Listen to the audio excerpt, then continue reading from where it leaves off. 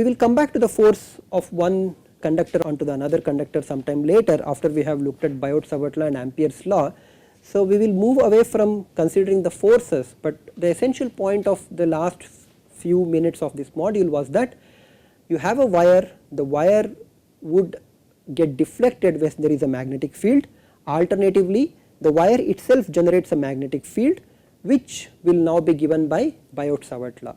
So, if magnetic field deflecting the current was one of the earliest experiments that was performed, and then the fact that current itself can deflect a magnetic field is another experiment that was performed, and in both cases we presume that there is a magnetic field which is the result of current being carried in a certain conductor, and there would be interactions between these fields. Okay. So, the actual mechanism by which magnetic fields are generated is quite complicated, and you really need to invoke quantum mechanics to really understand the generation of the field, which is something that we are not going to do in this course. Okay.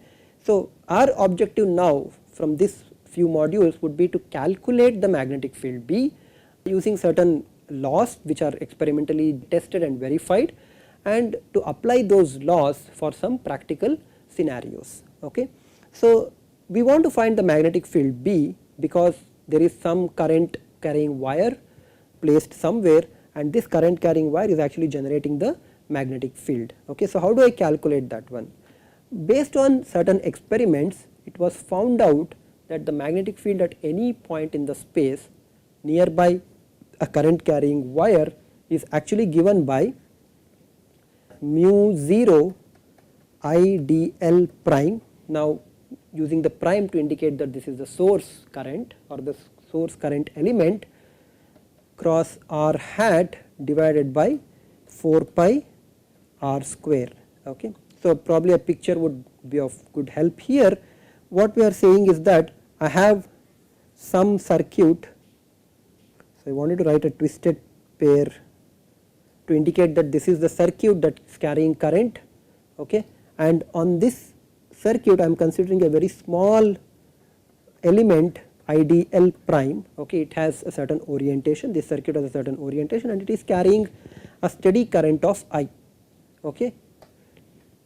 Of course, here I am going to connect this one to some battery, and I am looking at the magnetic field at some point over here in space, or the B field in some space, because we are going to soon see that B is not magnetic field conventionally called.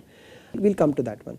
So, this expression for the vector B is actually given by the amount of the infinitesimal amount of the vector B because of the current element. This is called as current element of value IDL prime, okay, of the vector element IDL prime is actually inversely proportional to the distance between the two, but the magnetic field will be perpendicular to vectors. One vector is dl prime, which is going in the direction of the curve or the circuit, and the other vector is the vector that joins the 2 points. This is the source point or the current point, and this is the field point. Okay. So, the vector would actually be dl cross r, and therefore, this vector would be in the direction that would be perpendicular to the plane that contains both IDL as well as r. R is the vector distance from the source point IDL prime or IDL prime, the current element, to the field point where I am looking at. Of course, you would rightly say that this is nonsense because I cannot just isolate a piece of conducting wire. I mean, I cannot do that one. As I said, if you try to isolate a piece of conductor, there must be that charges are accumulating at the nodes, and that is clearly not going to happen. So, the current has to flow in a loop. Therefore, the law that we have written in this way should actually be modified such that it applies to the entire current through the loop. So, how do I do that? You simply integrate this one, right. So, if this is IDL prime, you take one more piece, okay, and then calculate what is the field because of that. You take one more piece, right. So, I am taking this piece over here and calculating the infinitesimal contribution of this piece or if this current element on the magnetic field, and similarly I will complete the circuit by going back from one point to another point, and at all points I would have actually calculated the contributions. After calculating the contributions, I would sum them up, but in a limit of small dl the summation would be replaced by an integral. So, what do I have? The magnetic field B at the field point is given by the closed line integral, okay, around the circuit C of this quantity. Okay. Now, there is a different version of the equation when you are considering the region of space. In that case, the magnetic field region of space in a current, that is described by the current density vector, then you have to integrate over the current density vector. Okay.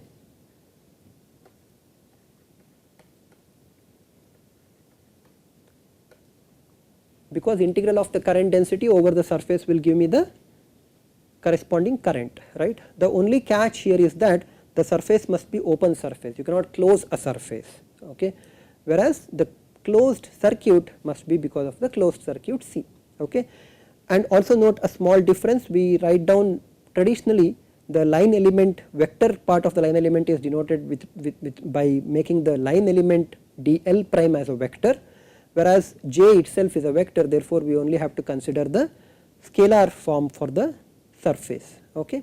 So, these two laws are called as Biot-Savart's law. Actually, they are derivable from another more general law called as Ampere's law. We will discuss Ampere's law later in the next module. So, for this module the objective would be to try to use these equations that we have just developed, and these are called as Biot-Savart law, to apply in different conditions to find out the magnetic fields, okay. So, that is what we would like to do now, okay. Before we go there, there are certain things that we need to mention here, right. So, if you go back to that dB is equal to mu 0 IDL prime cross r hat by 4 pi r square, you will notice two things. One, there is a 1 by r square dependence, okay. This 1 by r square dependence seems to come everywhere, you know, we saw this 1 by r square dependence in gravity, Newton's law of gravitation. We also saw 1 by r square dependence in Coulomb's law. Now, we are seeing this 1 by r square dependence in Biot-Savart's law, right. So, there is some interesting thing that is happening because of this 1 by r square. So, that is what we are seeing here as well. So, clearly the field will be stronger if you are closer to the current element, and if you move away from the current element you would be going as 1 by r square, okay. The other thing that you have to see here is that the vector dB is directed in the plane that is perpendicular to both IDL, the current element, and the unit vector along the direction from the current element to the point where you are evaluating the magnetic field, okay. This is that cross product that we discussed. There is a third thing that you have to see here, there is a quantity called mu 0, okay. This is called as mu 0 or mu naught, and this quantity mu 0 or mu naught is called the permeability of free space, okay. I am assuming that there is no other magnetic material and we are doing everything outside of the magnetic material. So, this is called permeability of free space. So, just like we had permittivity of free space denoted by epsilon 0, right, and it was given by some quantity which is approximately 9 into 10 to the power minus 12 farad per meter. We have permeability of free space which is by definition 4 pi into 10 to the power minus 7 Henry per meter. Again, you would suspect that just like epsilon 0 was related to the capacitance, you have mu 0 which would be related to the inductance, and you will be right. So, when we that inductance is measured in henries and this mu 0 is measured in Henry per meter. What about the vector B itself? B, here is where things get little interesting, because this vector B is called as magnetic field in most physics textbooks, and most physicists call this as magnetic field, and short form for us would also be calling as magnetic field B itself, okay. In engineering literature this is called as magnetic induction or magnetic flux density.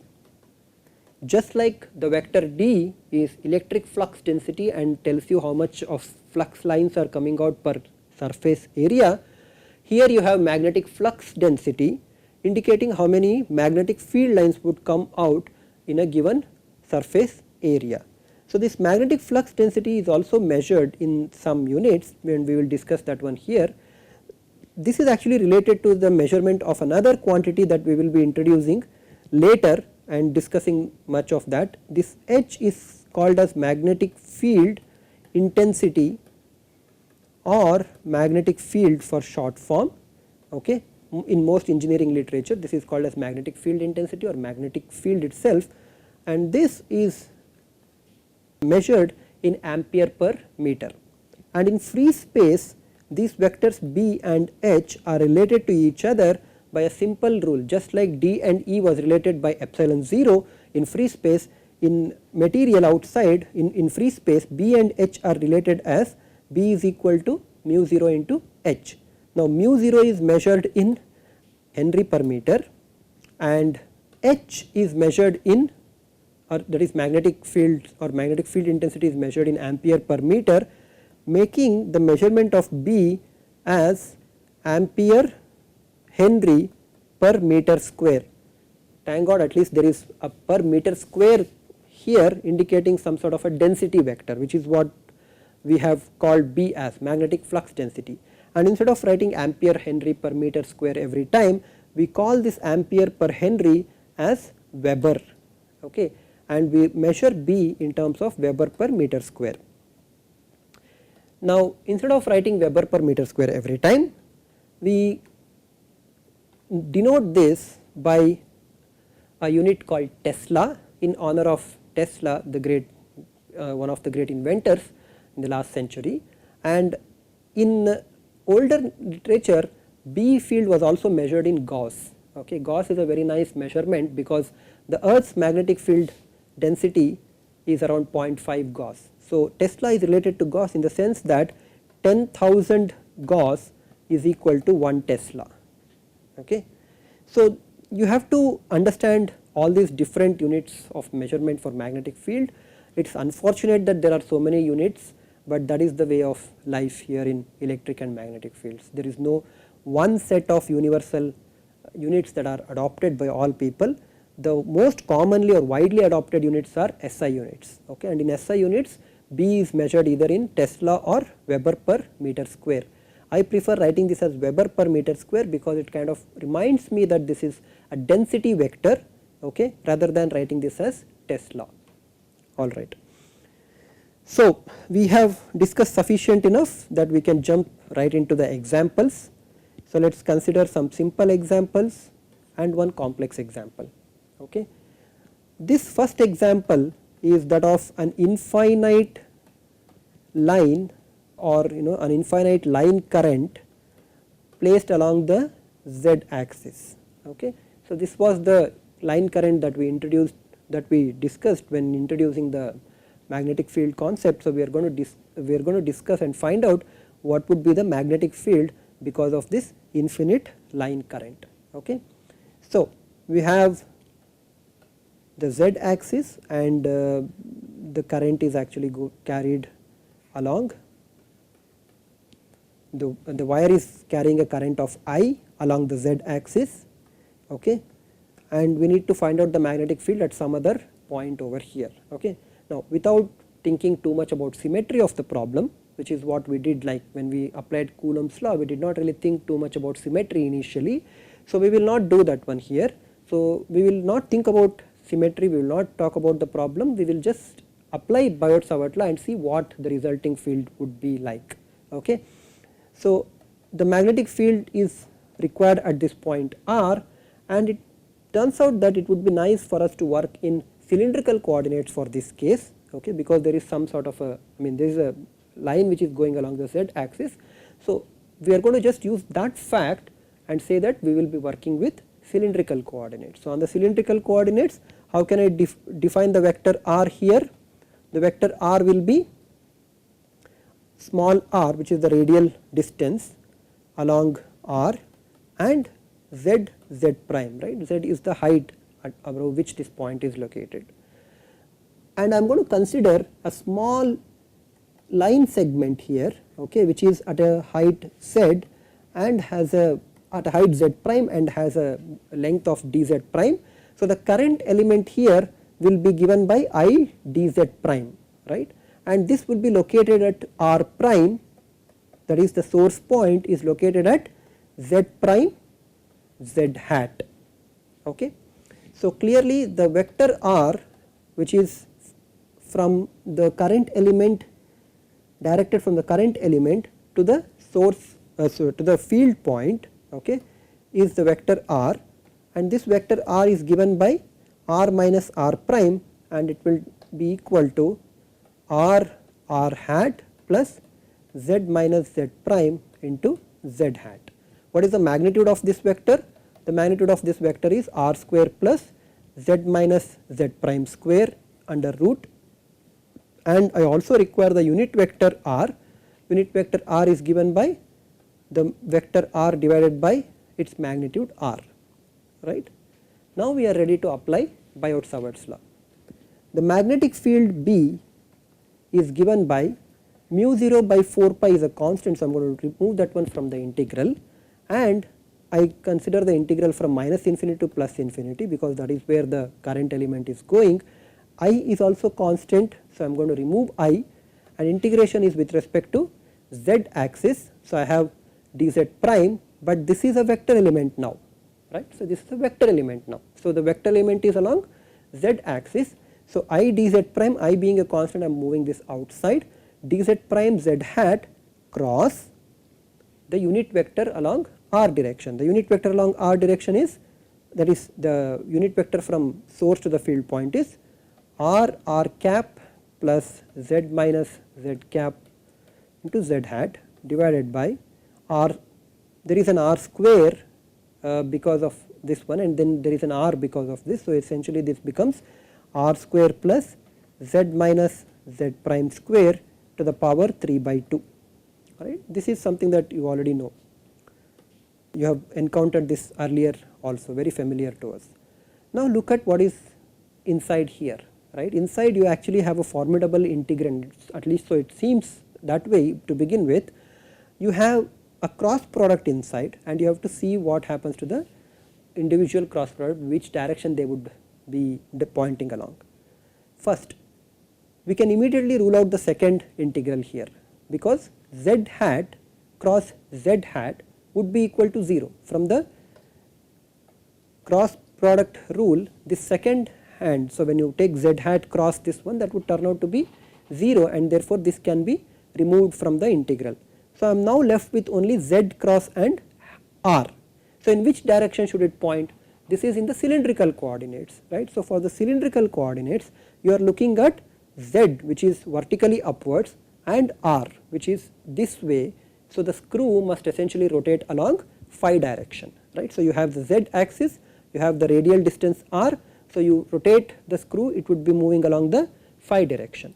So, this becomes z hat cross r, which is along the phi direction, and the resulting integrand becomes mu 0 I by 4 pi integral from minus infinity to plus infinity. There is dz prime, there is r here because this r is coming from this one, and the vector element is directed along phi axis, right, of the phi direction, and you have r square plus z minus z prime square to the power 3 by 2, right. Now, if you go up and down along the z axis, your vector phi would not change with respect to z, right. So, you could go up and down along the z axis, but phi would always be directed along the same direction. In other words, phi is a constant with respect to integration and can be moved out of the integral. Okay. R is also a constant in this case because you are looking at a particular point. Okay. Therefore, r is also constant, only z prime is changing. So, you actually can write this as mu 0 I, this will be in the direction of phi, okay, divided by 4 pi, and you are left with this integral minus infinity to plus infinity r dz prime divided by r square plus z minus z prime square to the power 3 by 2. And we have seen this integral many times.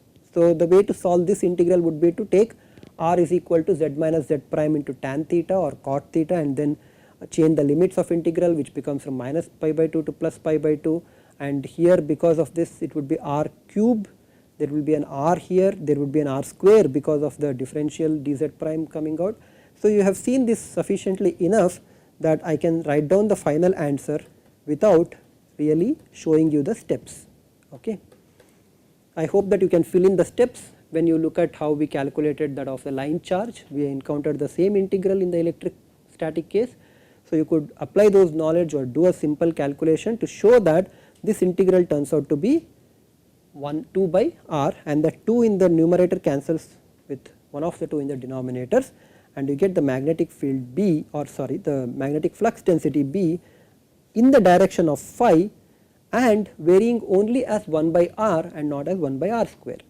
Now, this varying of 1 by r for an infinite line charge should remind you of the variation of the electric field also as 1 by r, right, with respect to the infinite line charge density, right. So, it is essentially the same sort of behavior when you have infinite line charge or an infinite current involved. Okay. So, if you want to sketch this one as a function of r, so you will see that initially at r is equal to 0, obviously this vector B will blow up.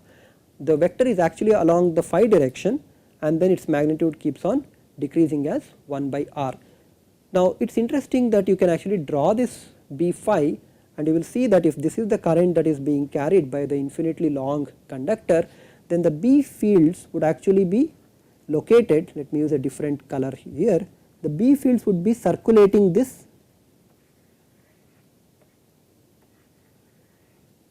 current. Okay. So, the B fields would actually be circulating these lines. Okay. So, this is the B field for infinitely long conductor carrying a steady current of I amperes. Okay. All right. Now, as a second example which is important, okay, we will look at current loop. This becomes very important because this current loop can be used as an antenna, and we need to find out what is the magnetic field of this.